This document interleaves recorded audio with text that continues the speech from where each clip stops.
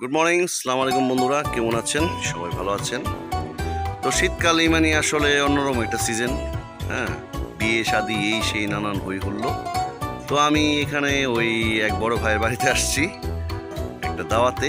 তো দেখুন পিছনে কি সুন্দর বাড়িতে ওনারা একটা বসে এন্টারটেইন করার জন্য একটা জায়গা বানিয়েছে, খুবই সুন্দর।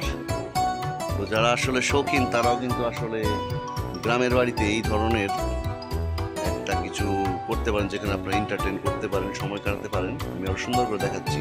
গ্রামের বাড়ি, উঠোনে সুন্দর একটা সিটিং বা বসার জন্য একটা আর্টিস্টিকভাবে কাঠ খড় বিভিন্ন কিছু দিয়ে বসার একটি বানানো হয়েছে টেবিল।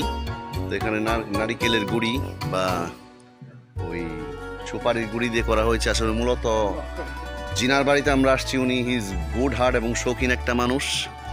ওনার রুচিবোধে থেকে পরিচয় পাওয়া যায় উনি একজন শৈল্পিক আর্টিস্টিক মাইন্ডের একটা মানুষ। So really is very nice and good. তো আপনারাও যারা শৌখিন টাইপের মানুষ তারাও কিন্তু বাসায় বসে ফ্যামিলি নিয়ে এন্টারটেইন করার জন্য দুয়ার এই ধরনের একটা কিছু করতে পারেন।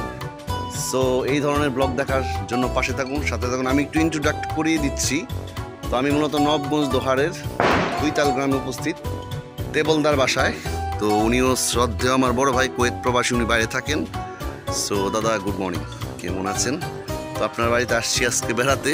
তো বন্ধুদের ব্লগে একটু দেখাচ্ছি, সারা দেশবাসী দেখবে ইউটিউবে আর যে ইন্সপায়ারে। তো আমি আপনার রুচিবোধ দেখে আসলে মুগ্ধ, আমি ভেরি হ্যাপি। তো খুব ইমপ্রেসড, খুবই সুন্দর রিয়েলি।